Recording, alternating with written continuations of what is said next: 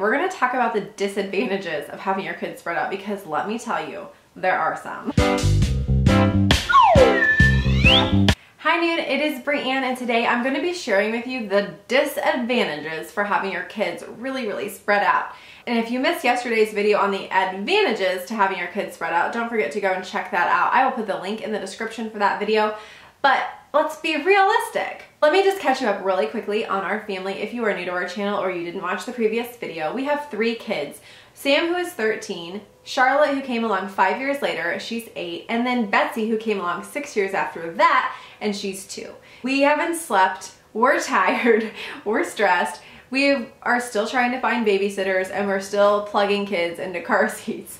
So let's get started. Let's talk about those disadvantages of having your kids spread out versus having them back to back or only having one. Number 1 disadvantage is you are tired. You have done this and you have not slept because babies don't sleep that great. Even if you have the baby that sleeps through the night, guess what? You're probably not getting as much sleep as you need or crave or want. Tired. You're also older. I had Sam when I was 21. I had Bessie when I was 31 or 32. 31. 30. Okay, wait. 30? Wait, no. I don't know how old I was, people. I was old enough to forget how old I was. Okay, so you're tired, you don't have the brain capacity. You had mommy brain for a decade too, so it's a little concerning. Guess what? Your body does not recover as quickly either. So that baby weight that you wanted to lose really quickly, guess what? After 5 years and after 6 more years, it gets a little bit harder.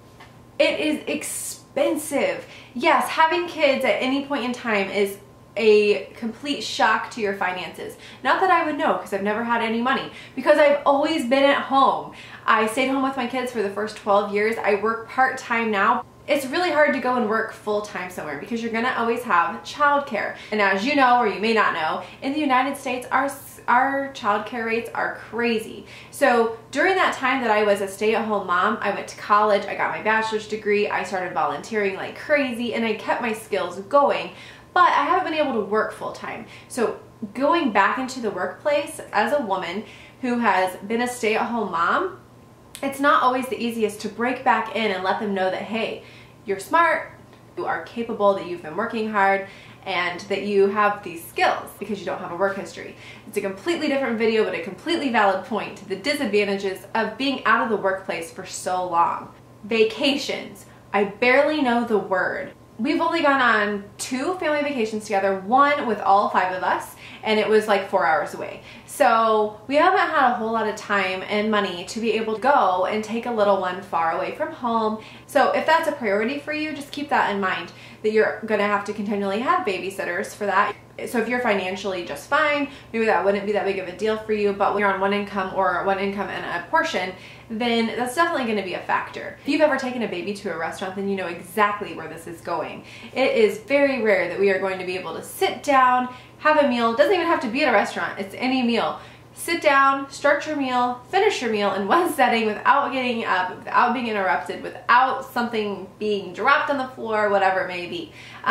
It's one of those things that just comes with the territory. When it's gone on for 13 years, you're kind of like a little bit weary about it. Another really hard thing is my kids are 3 different ages. I have a teenager, I have an elementary student, and I have a baby. Talk about making you crazy. You're constantly being pulled in all these different directions. I have 3 different kids at 3 different schools, 3 different things coming home. Make sure you don't forget this, and that. My calendar is packed full of all of their events. Speaking of elementary schools, our elementary school goes from kindergarten through 6th grade, and guess who's gonna be there for 18 consecutive years? Yeah, I'm gonna need a designated parking spot, don't you think?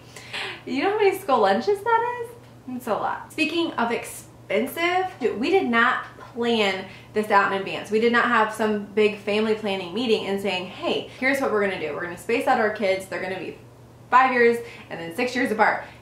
All of our kids were planned, but not in advance. So we were done after each one of them. We got rid of our cribs. We got rid of our toys. We got rid of their clothes. We moved on, okay? Every single kid, we bought that merchandise again. It's super expensive. We've bought 3 mattresses, countless car seats, countless strollers, countless whatever it is. I think I have had 3 boppies and hated them every single time. So it is expensive. I've been very, very reluctant to get rid of anything this time, even though we are done. I have had every toy that has come out in the last decade. I know every single thing about it, whether it was a talking grill that didn't turn off in the middle of the night. Does anybody even know what I'm talking about? I have had Teletubbies. I've listened to far too much Caillou whining, and now I have Daniel Tiger songs stuck in my head every single day. So just keep that in mind, like you are going to be exposed. That's gonna be your life. One of the things that's been really hard, and I noticed the most, is over break. I don't feel like we can really do those things with our older kids that I really wanna do. We hardly ever go to the movies because, again, we're gonna have to get a babysitter. We have never taken them ice skating or roller skating. We sometimes have gone bowling, but it's really hard to do those things. Now that Betsy's 2, I think it's gonna be a little bit easier to be able to get out and actually make those things happen.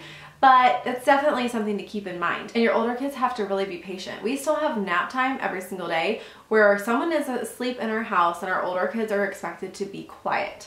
I bet that they're kind of sick of that. I won't get too much into this, but all I can tell you is your intimate life with a baby, okay? 3 times. Keep that in mind and have a plan in place. Definitely have the conversation. And so just being real with you. Those are some of the disadvantages. So if you want more videos related to this from me, also let me know. And thanks for watching. I will see you guys tomorrow on Hinoon. I've had a baby for a decade, okay? And experiencing the world through their eyes is something that is just amazing to see. And so